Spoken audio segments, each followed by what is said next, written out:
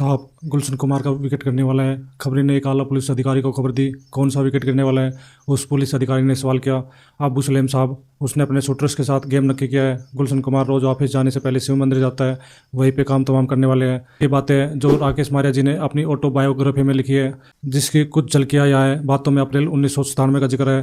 अनजान लोगों को बता दूं कि राकेश मारिया जी मुंबई के कमिश्नर रह चुके हैं तथा कई हाई प्रोफाइल केस हैंडल कर चुके हैं, जैसे 1993 बॉम्बे ब्लास्ट, 26/11 हमला, सीना बोरा मर्डर, संजय दत्त को थप्पड़ मारने वाले भी यही थे। गुलशन कुमार की एक हत्या एक ऐसा कांड जिसने हम सबको चौंका दिया था।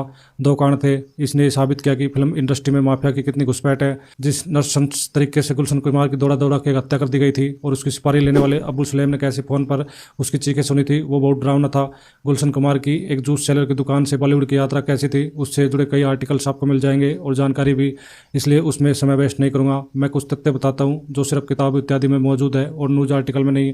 गुलशन कुमार की रातों रात सफलता ने उन्हें कैसेट किंग बना दिया। टी सीरीज जल्दी ही HMV और सोनी आदि को पछाड़ के भारत के नंबर 1 म्यूजिक कैसेट बनने वाली कंपनी बन गई थी। उन्होंने एक नया ट्रेंड भी शुरू किया था, जो नए सिंगर्स को मौका देना और भक्तिपूर्ण भजनों का वीडियो बना मार्केट में लाना। आज भी हनुमान चालीसा और कई अन्य भजन अनुराधा पौडवाल की आवाज़ में यूट्यूब पर मौजूद है। इस रातों रात मिली सफलता ने उन्हें 90s के माफिया की नजरों में लाना शुरू कर दिया, जिसने बॉलीवुड में पैठ बनाना शुरू कर दी थी। फिल्मों की तरह ही अंडरवर्ल्ड में भी नए नए लोग अपनी सत्ता दिखाने के लिए कोशिश कर रहे थे। अबू सलेम आजमगढ़ से आया हुआ एक लड़का था, जिसको गैंग्स में भर्ती हो रहे अनेक युवकों में से अपने अलग पैठ बनाने का शौक था। उसके लिए उसने एक अलग रास्ता अख्तियार किया, जिसमें कम समय में जल्द से जल्द पैसा और रुतबा मिलने के चांसेस थे। वो थे बॉलीवुड से और बिल्डर लोगों से एक्सटॉर्शन, यानी कि धमकी और पैसा वसूली। दोनों ही जगह पैसा दो वरना मारे जाओगे स्ट्रेटजी काम करी और पैसा बढ़ने लगा। अबू सलेम की पैठ बनने लगी। संजय दत्त को बंदूक देने के बाद उसकी हिम्मत और खुल गई। दूसरी ओर गुलशन कुमार HMV, विनस जैसी स्थापित कंपनियों को पीछे छोड़कर नंबर 1 कैसेट किंग बनने लगे थे। अंदाजन रोजाना 3 लाख कैसेट बिकते थे और 1 करोड़ प्रतिदिन का रेवेन्यू का एस्टिमेट था और इसीलिए वो अबू सलेम की नज़रों में आ गए। इसी बीच संगीतकार नदीम से उसके कुछ मनमुटाव हो गए।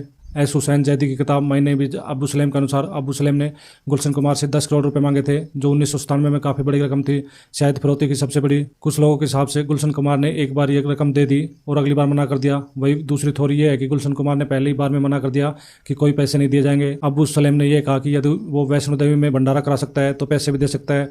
गुलशन कुमार ने स्पष्ट शब्दों में कहा कि मैं डरता नहीं। कारण जो भी था, अबू सलेम को यह बात चुभ गई और उसने गुलशन कुमार का उदाहरण दे सबको डर दिखाने की कोशिश कर दी। उसने फैसला कर लिया कि राजीव राय को तो मात्र अंडरवर्ल्ड वालों ने धमकाया था, इसका ऐसा उदाहरण बनाऊंगा कि आगे कोई उसे मना करने की हिम्मत ना दिखा पाए।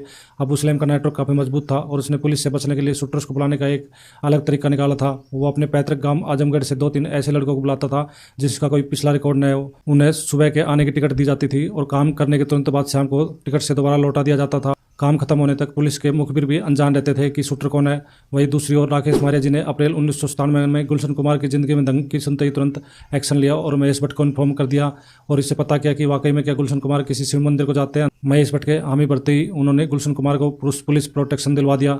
इधर अबू सलेम ने भी अपनी रेकी शुरू कर दी थी, लेकिन पुलिस प्रोटेक्शन के कारण वो गुलशन कुमार की हत्या को अंजाम नहीं दे पा रहा था। समय निकलता गया और अप्रैल से अगस्त आ गया। अगस्त 1997 को राकेश मारिया के फोन की घंटी बजी और उन्हें पता चला कि गुलशन कुमार की हत्या हो गई है। उन्होंने पता किया और बात मालूम पड़ी कि गुलशन कुमार रोज अपने ऑफिस में जाने से पहले अंधेरी स्थित एक शिव मंदिर जाकर जल चढ़ाते थे। उसी दिन जल चढ़ाने के बाद जब वो लौट रहे थे तो उनका रास्ता रोक के 2 लोगों ने कहा, बहुत हो गई तेरी पूजा, अब भगवान से मिलने का समय आ गया है। गुलशन कुमार समझ गए कि उनकी जान खतरे में है। वो तुरंत दूसरी दिशा में भागे, परंतु पीछे से एक शूटर ने उन्हें पैर में गोली मार दी। वो चिल्लाए और भागते रहे। उन्होंने एक जगह छुपने का प्रयास किया और कवर किया, परंतु शूटर्स ने उन्हें वहां ढूंढ निकाला और एक के बाद एक गोली दागते गए। किसी को यह नहीं पता था कि उनमें से एक ने अबू सलेम को फोन कर रखा था और दूसरी ओर अबू सलेम गुलशन कुमार की चीखें सुन सुनकर आनंद ले रहा था। जिस व्यक्ति ने उसे उनके मुंह पर मना करने की हिम्मत दिखाई थी, उसकी जान तड़प तड़प कर जाने में उसे मजा आ रहा था। निर्दयी हत्यारों ने एक के बाद एक गुलशन कुमार को 16 गोलियां मारकर उनका बदन छलनी कर दिया। इसी के साथ गुलशन कुमार द्वारा स्थापित एक एम्पायर खत्म हो गए भक्तिपूर्ण गीत और टी सीरीज की पहली पारी, परंतु कई सवाल अनुत्तरित रह गए। जिस दिन यह घटना हुई उस दिन गुलशन कुमार को दिया गया बॉडीगार्ड बीमारी की छुट्टी पर क्यों गया? यदि महेश भट्ट इत्यादि को इसकी जानकारी थी कि वो मंदिर जाते हैं और उसके पाकिस्तान और अंडरवर्ल्ड से जुड़े कई काल बाद में साबित हुए, तो बाद में उनके ऊपर कार्रवाई क्यों नहीं हुई? राकेश मारिया जी की इन्वेस्टिगेशन के हिसाब से STF की सुरक्षा से यूपी पुलिस की सुरक्षा दे दी गई थी। यह बदलाव क्यों किया गया? कारण जो भी हो, गुलशन कुमार की हत्या से फिल्म इंडस्ट्री बहुत नाराज हो गई थी तथा उन्होंने गोपीनाथ मुंडे से लेकर बाला साहब ठाकरे तक गुहार लगाई थी कि बॉलीवुड में अंडरवर्ल्ड की दखलंदाजी बहुत बढ़ गई है। स्क्रिप्ट से लेकर किस हीरोइन को ले जाना चाहिए, यहाँ तक कि बॉलीवुड के प्रोड्यूसर को धमकियां मिल रही थी। इस कारण से बड़े बड़े फिल्मकार अपना बोरिया बिस्तर लपेटने की सोच रहे थे। बम्बई बॉलीवुड का ही दूसरा पर्यायवाची थी। यदि बॉलीवुड खतरे में आ जाता तो मुंबई को बहुत बड़ा झटका लगना था। इसके बाद मुंबई पुलिस राजनेताओं के दबाव में आ गई और कई एनकाउंटर तथा गिरफ्तारियां हुई। ऐसा भी कहा जाता है कि स्वयं दाऊद इस नरसंस हत्याकांड से अबू सलेम से नाराज़ हो गया था, क्योंकि इस तरह से उसकी छवि भी खराब हो रही थी और उसका इस तरह गैंग में बिना किसी की परमिशन के खुद का डिसीजन लेना उसके लिए खतरा था।